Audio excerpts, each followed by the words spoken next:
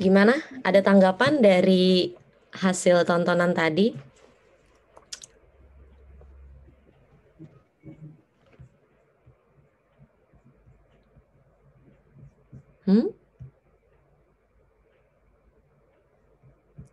Jangan malu-malu. Dibuka dulu mic-nya kalau mau kasih pendapat.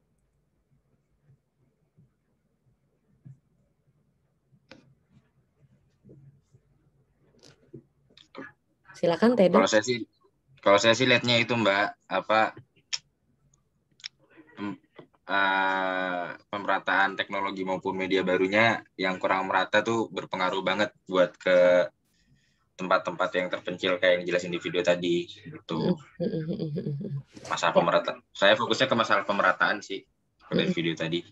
Oke, kata kunci dari Tedo adalah pemerataan. Yang lain? Adanya kesenjangan sosial nggak sih Mbak di teknologi sendiri? Kesenjangan. Ya, Kesenjangan teknologi. Kesenjangan teknologi. Dari Rida. Baik, cukup 2 aja dulu. Tema kita hari ini adalah digital divide. Sesuai RPS-nya, di pertemuan 9 kita membahas mengenai konsep digital divide. Apa itu digital divide? Saya akan coba share screen-nya ya untuk materinya.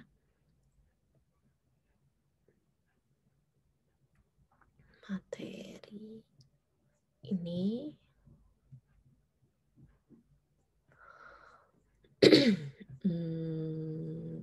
Ada play-nya. Oke. Nah, ini di pertemuan 9 ini kita akan bicara mengenai digital divide. Nah, apa itu digital divide? Kalau kata buku Media Now, di situ ada satu kutipan dari penulisnya. Dia bilang bahwa the ability to use the internet effectively once you have it is also an issue. Some call it digital divide, whereas others refer to it as the knowledge gap gitu. Jadi memang ada sekelompok orang yang sudah ada konsensus lah yang bilang bahwa itu namanya digital divide. Tapi ada juga sekelompok orang lagi yang bilang bahwa itu hanya ini aja, kesenjangan pengetahuan aja katanya gitu. Jadi ada dua pendapat gitu. Tapi karena kita hari ini bahasannya mengenai digital divide, maka ya kita bersepakat dulu bahwa apa yang baru kita tonton tadi di video itu merupakan fenomena digital divide. Di mana ada yang nggak tadi itu di daerah mana? India ya Mbak? Iya betul, India. Jadi di India itu kalau kalian tahu ya, sebetulnya sudah dari beberapa tahun lalu menjadi pusat teknologi gitu. Tapi juga nggak lantas bikin seluruh warga India itu terliterasi secara digital, kemudian dia punya akses internet, itu nggak serta-merta seperti itu. Ada juga kelompok masyarakat masih di India di bagian daerah tertentu begitu ya, yang nggak punya device gitu, nggak ada akses internet, bahkan listriknya juga kurang bagus seperti itu. Jadi adanya kemajuan teknologi itu tidak lantas membuat semua orang di dunia ini bergerak ke arah yang sama, karena akses internet tadi yang terbatas begitu.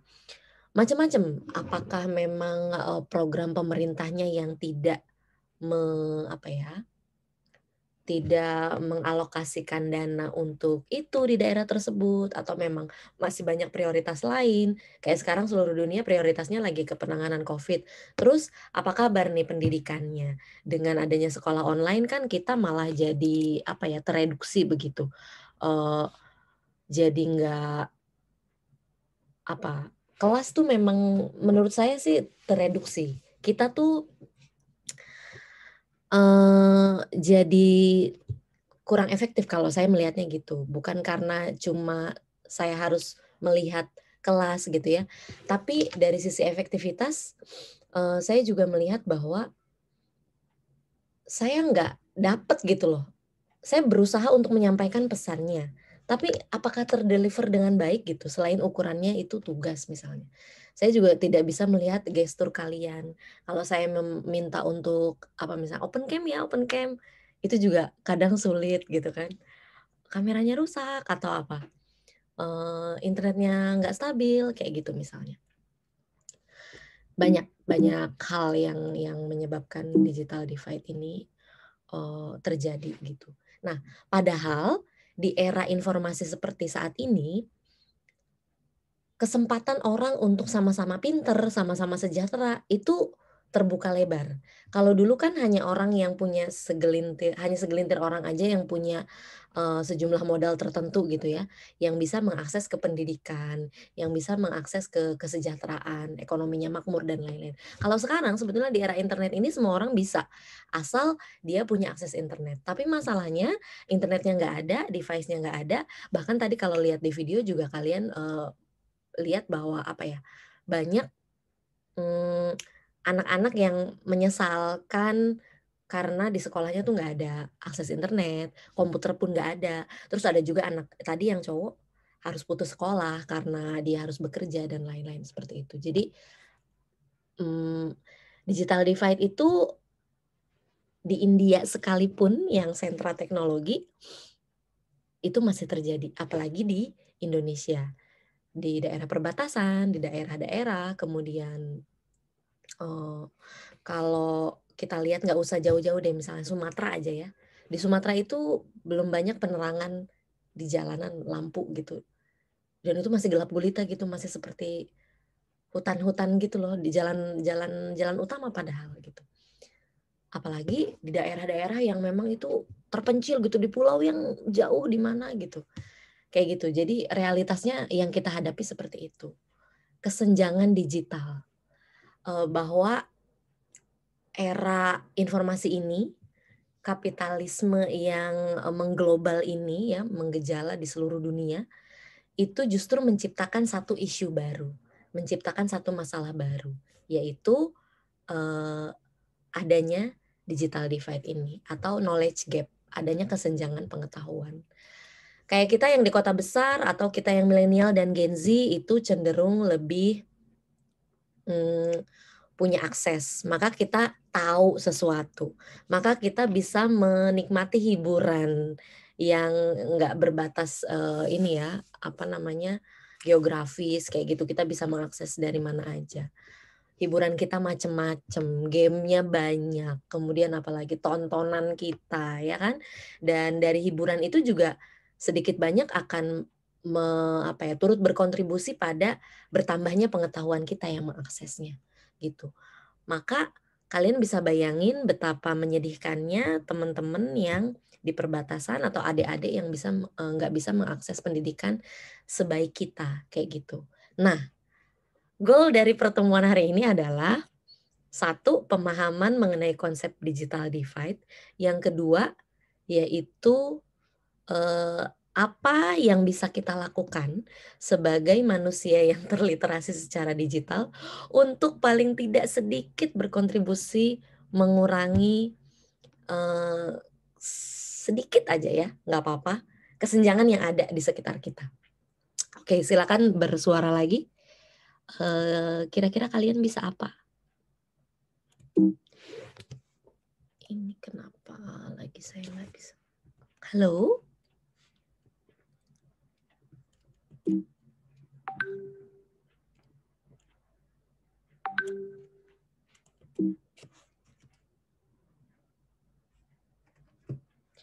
Apa bisa dengar saya? Sinyal lancar? Aman, Mbak, aman. Aman. Ya, yang lain jangan Tedo lagi. Jangan ketua kelasnya terus. Tedo masih ketua kelas? Alhamdulillah masih, Mbak. Alhamdulillah. Hamdi mau ngomong nih kayaknya, udah open mic ya. Hamdi, silakan. Iya, aman kok, Pak. Ini gimana sih saya tuh mau...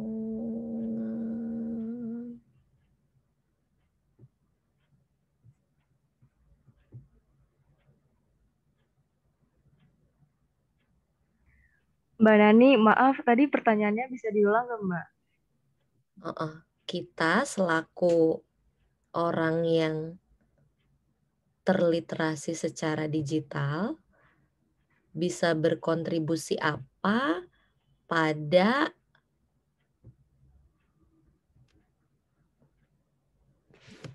minimalisasi digital divide yang terjadi di sekitar kita, nggak usah jauh-jauh gitu. Afan Fitra ya, mau jawab ya?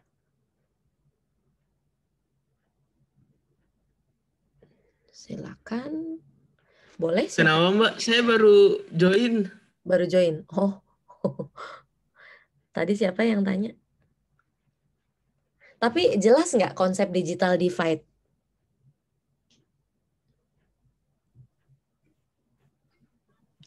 Halo. Jelas. Jelas. Terus pertanyaan selanjutnya adalah kalian digital native dong, lahir udah ada internet. Kemudian apa lagi? Jelas terliterasi juga ya kan, udah banyak nerima pelatihan tentang menggunakan media sosial misalnya gitu, bahkan kalian juga sehari-hari hidup dengan itu, terus udah dapat mata kuliah perkembangan teknologi informasi dan komunikasi, sekarang lagi ada kelas new media dan komunikasi, udah pastinya kalian itu terliterasi secara digital dong. Nah di sekitar kalian adakah orang-orang yang nggak punya akses ke internet, atau dia tuh sebenarnya punya device-nya, internetnya juga ada tapi nggak bisa makainya, misalkan orang tua kita kayak gitu atau tetangga kita. Ada Mbak. Anita silakan. Ada Mbak. Orang tua saya. Terus yang kamu lakukan? Punya sosialisasi, kayak bukan sosialisasi, lebih mengajari orang tua saya, misalnya kayak papa saya bingung cara nge-share location dari WhatsApp, nah saya ajarin Mbak gitu. Oke. Ya bisa menjadi salah satu contoh gitu. Ada nggak UKM misalnya atau kalian ngasih satu penyuluhan atau sosialisasi atau melek digital seperti itu buat orang-orang di sekitar UPJ gitu misalnya? Ada? Mbak, mau coba Mbak. Boleh Hamdi, silakan. Sebenarnya ini bukan lebih ke pembelajaran tentang digital ya Mbak. Jadi waktu itu saya ikut UKM, jadi dia tuh UKM-nya ke desa Mbak. Nah desanya tuh emang desanya bisa dibilang belum paham melek teknologi Mbak, masih belum mengetahui kayak apa itu handphone, internet dan lain-lain. Nah di situ kita lebih kayak memperkenalkan sih Mbak, memperkenalkan ini loh teknologi, kayak ini loh handphone, cara penggunaannya kayak gini, fungsinya buat ini. Jadi kayak lebih mengedukasi tentang dari situnya sih Mbak, karena dia kan masih belum mengetahui handphone dan yang lain ya kan Mbak. Itu sih Mbak. Iya. Nah itu juga sama gitu. Kayak misalnya kalau kalian tadi jeli mengamati videonya, itu tuh kan kalau saya bisa simpulkan merupakan video campaign ya. Campaign untuk ngasih tahu dulu nih di awal. Ada loh orang-orang yang nggak seberuntung kita punya akses internet, terus bisa belajar dengan bebasnya. Ini kemewahan loh yang kita alami ini. Kita hidup di kota besar, kemudian akses internetnya bagus gitu. Terus kita juga punya cukup sejahtera untuk bisa beli atau berlangganan wifi kayak gitu ya, beli kuota internet. Maka nggak ada barrier sebetulnya bagi kita untuk tidak belajar kayak gitu kan. Nah, terus pengetahuan itu sudah dikasih tahu, terus ada sekelompok orang yang memang tadi ya di daerah yang miskin terbelakang seperti itu. Terus di ujung kita diminta untuk apa? Sedikit meringankan atau apa? Sedikit mengurai kesenjangan itu, kesenjangan digital itu, supaya orang-orang yang tidak terliterasi secara digital bisa tahu cara menggunakan device-nya seperti ini, baik itu misalnya komputer, tablet atau handphone. Sekarang kan semakin ke sini semakin murah ya teknologi. Mungkin dengan ada smartphone yang harga 500 ribuan yang bisa dibeli terus bisa mengakses internet. Terus anak-anak dari situ bisa belajar seperti itu. Nah, itu sebetulnya kalau saya lihat video tadi tuh semacam ajakan atau campaign. Nah, seperti yang dilakukan misalnya oleh para dosen. Dosen itu kan selain mengajar tentang ini ya, new media, kemudian mereka juga melakukan pengabdian kepada masyarakat. Persis tadi yang disampaikan oleh Hamdi. Nggak usah jauh-jauh ke daerah pelosok sebetulnya. Ke ini aja misalnya, kayak saya kan tugasnya di Kalbis itu di Pulau Mas, ya kan.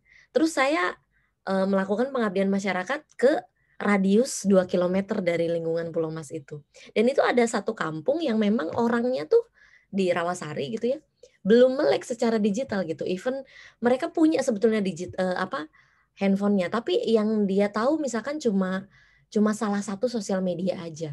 Dan itu ya akhirnya dia nggak maksimal penggunaannya gitu. Ketika ada, apalagi sekarang sekolah udah harus di rumah gitu kan, anaknya bertanya kepada orang tua, ya gimana sih cara ngerjainnya, terus ini cara bikin PPT-nya seperti apa, atau saya mau kuliah dari kelas ini tapi kok susah diaksesnya. Itu pengetahuan seperti itu masih minim. Itu di Jakarta loh, Jakarta Pusat kan, Rawasari itu. Jadi saya bayangin gimana kalau di perbatasan gitu di Indonesia gitu kan. Kalau video tadi kan mengungkapkan realitas yang terjadi di India.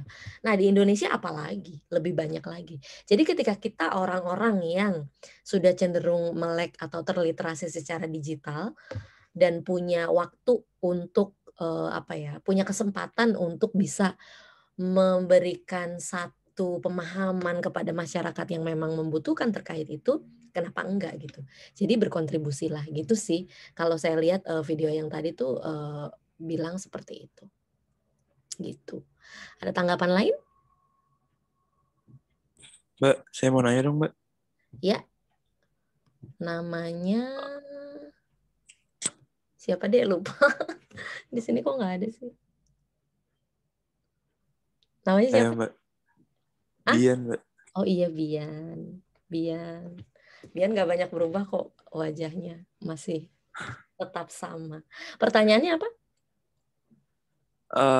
Saya mau nanya, kesenjangan di sini tuh lebih kepada penggunaan device-nya atau juga termasuk kepada penggunaan si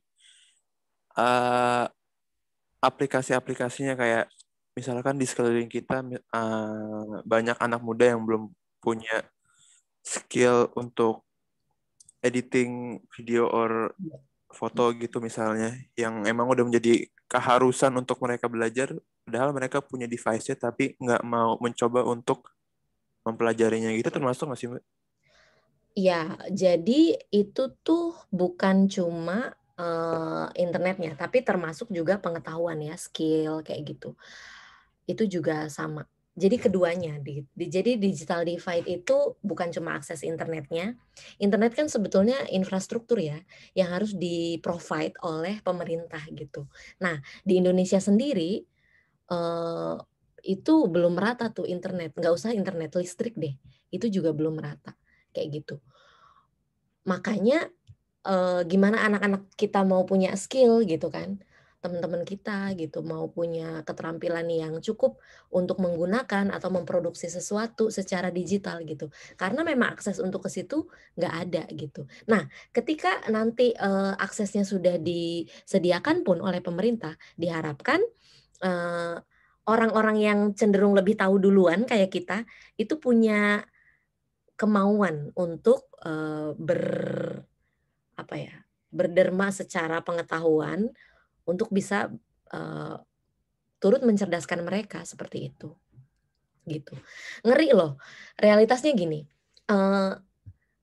Dengan adanya digital divide ini, orang yang kaya akan semakin kaya, yang miskin akan terus miskin gitu. Kenapa? Karena kita yang punya akses yang udah sejahtera ya semakin semakin pinter gitu, ya kan? Terus yang miskin juga semakin nggak tahu apa-apa gitu. Dan terus aja begini. Jadi bergeraknya begitu dunianya. Yang maju terus, yang belakang terus. Tapi dengan misalkan nih orang yang majunya tadi sedikit mundur untuk meraih mereka yang tadi di belakang itu, untuk yuk kita mulai belajar kayak gitu. Terus dicarikan fundingnya gitu. Sebetulnya banyak loh NGO atau apa ya LSM yang memang bisa lah bikin apa namanya ngadain satu device untuk satu kepala keluarga. Terus kita kasih pelatihan ke mereka. Itu bisa terwujud sih. Terus kita cenderung yang mahasiswa nih ya punya akses ke DPR, ajuin proposal ke Banggar, Badan Anggaran Nasional. Terus nih di daerah ini membutuhkan ini gitu. Atau bisa juga kita membantu perusahaan-perusahaan yang memang punya dana CSR, Corporate Social Responsibility. Biasanya perusahaan besar itu tuh butuh ide dari anak-anak muda untuk melakukan itu kayak gitu. Nah kita punya proposal apa nih, meyakinkan nggak? Terus bener nggak kita memang mau terjun langsung kayak gitu? Atau cuma iseng doang kayak gitu, atau program kerja UKM kalian mahasiswa gitu melakukan sesuatu, itu sangat bisa terjadi gitu. Tadi ya dengan terpusatnya ekonomi hanya di pihak orang-orang yang melek secara internet, ya itu uang akan berputar di situ terus gitu loh, nggak akan mengalir ke orang-orang yang nggak punya akses internet gitu.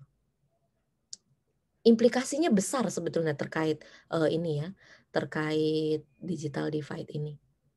Waktunya udah mau habis karena kita nggak pakai Zoom Premium, tapi masih ada 7 menit, mudah-mudahan sampai ke slide berikutnya. Nanti slide-nya akan saya share di Kolabor, kalian bisa baca ya. Nah, ini dia implikasinya. Yang pertama, jadi digital divide itu sebetulnya lahir karena adanya tantangan era internet dan globalisasi. Ya, salah satu implikasi dari adanya internasionalisasi ekonomi dunia yang hanya dapat terjadi dengan pesatnya kemajuan komunikasi digital. Ini kata buku wajib kita di halaman 181 yang nanti harus kalian analisis juga, ada tugasnya. Sebagaimana kapitalisme yang selalu dihubungkan dengan perdagangan internasional dan perdagangan tersebut selalu diasosiasikan dengan gejolak sosial. Kan orang tuh berebut ya, pengen juga sejahtera, pengen kaya, pengen apa lagi, pengen pinter kayak gitu. Dan dengan adanya internet, sebetulnya semua punya kesempatan yang sama. Kecuali bagi mereka yang nggak punya akses internet, itu aja gitu. Nah, digital divide akan semakin memperluas kesenjangan antara orang-orang yang sejahtera dengan orang-orang miskin. Padahal di era informasi seperti saat ini, semua orang dapat bergerak ke arah yang sama karena ditopang oleh adanya internet gitu. Kita bisa belajar apapun. Kita bisa belajar dari siapapun. Kita dapat mengakses hiburan dari negara manapun sesuka kita gitu. Dan bahkan kalau kalian tahu internet yang kita gunakan sehari-hari ini cuma permukaan aja. Sebetulnya internet tuh masih jauh di balik itu tuh masih banyak lagi pengetahuan yang belum kita buka. Ada dark web ya, ada deep web kayak gitu. Jadi itu sebetulnya orang-orang yang cybercrime itu mainannya di situ tuh dia. Prostitusi online dan lain-lain gitu. Bukan untuk kita terjun ke situ, tapi lebih ke ada hal-hal negatif yang harus kita ketahui juga supaya nggak terjebak ke situ gitu. Nah kalau kita sekarang mungkin bisa mempelajari itu. Tapi untuk orang-orang yang di daerah tahu aja dulu bahwa internet itu bisa digunakan, bisa untuk belajar supaya tadi seperti yang disampaikan oleh adik kecil perempuan di video yang India tadi, dia akan lebih tertarik lagi untuk belajar karena ada komputer dan internet di sekolahnya, gitu sih. Ya. Sementara kalau di Indonesia sendiri itu Kemkominfo memang belum meratakan akses internet di seluruh Indonesia. Idealnya ya, kalau di negara maju dan memang sumber dayanya sudah sedemikian powerful gitu, WiFi itu harusnya gratis, bisa diakses oleh semua orang gitu. Terus ketika WiFi-nya udah gratis, nggak tahu deh, Indonesia kan 2045 tuh 100 tahun usianya. Kita sih pengennya ke situ, tapi nggak tahu. Sekarang udah 2021, kesenjangan masih banyak. Kayak gitu. Maka PR berikutnya adalah apa yang harus dilakukan? Ini akan jadi diskusi kelompok kita yang akan kalian submit di Kolabor maksimal jam 12.40 ketika kelas ini berakhir. Dan kelompoknya 3-4 orang aja. Kalian kalau udah ada kelompok UTS bisa gunakan itu. Jadi nggak perlu bentuk kelompok baru. Terus semua perintahnya udah lengkap di Kolabor. Gitu sih. Sebelum diakhiri ada pertanyaan kah? Mbak mau tanya, maaf. Boleh. Pengumpulannya satu orang okay. atau sekelompok aja, Mbak? Jadi gini, kalau ngumpulin harus semuanya ngumpulin ya. Meskipun isinya tuh mirip, bukan mirip, sama, plek-plek juga nggak apa-apa. Karena kan kalian ngerjainnya bareng-bareng ya, gitu. Jadi satu orang misalkan 3 kelompok. Nah 3 orang ini tuh ngumpulin tugas yang sama, tapi dia submit masing-masing. Karena nilai tugas tuh nilai masing-masing sih, bukan nilai kelompok. Gitu. Makasih Mbak. Sama. Siapa lagi tadi ada yang mau tanya nih? 3 minutes left. Kalau nggak ada open cam dulu. Selain saya kangen, kita pengen foto bareng. Bian. Kayaknya Bian tuh bukan ini deh, yang namanya Bian tuh apa? Mirip siapa ya di kelas apa gitu. Soalnya 4 kelas kan. Yuk, Ricky, Abwar, Amalia, Cynthia, Raisa, Anita, Anne, Al, Raudi, kemudian Amalia, Tasya, Iren, Danang, Adinda. Saya hitung ya, lihat kamera ya. 1, 2, 3. Ya ampun, ada yang baru join. Too late. 1, 2, 3. Oke. Enakan kuliah online apa offline? Offline, Mbak. Offline, Mbak. Saya juga merasakan itu. Saya juga lebih suka ngajar offline. Jauh banget, jauh banget. Nggak tahu, Juli. Tapi nggak tahu eksekusinya gimana. Nanti kita tunggu aja Mas Menteri kebijakannya. Kalian udah vaksin belum? Belum? Belum vaksin? Belum, Mbak. Gantian. Belum, Mbak. Baru dosennya. Nanti kalian vaksin juga. Karena harus kelas offline. Oke. Untuk komunikasi nanti saya langsung ada apa-apa dengan Tedo ya, ketua kelasnya. Terus nanti Tedo akan sebar ke grup kelas. Tapi sebisa mungkin semua instruksi dan tugas atau diskusi, attendance, materi semua terupload di Kolabor gitu sih. Oke? Terima kasih banyak. Sampai ketemu. Kita ketemu lagi live session di pertemuan 15. Dadah. Oke. Terima kasih Mbak Dani. Makasih Mbak. Sama. Terima kasih, Mbak Dani. Sama-sama. Mbak.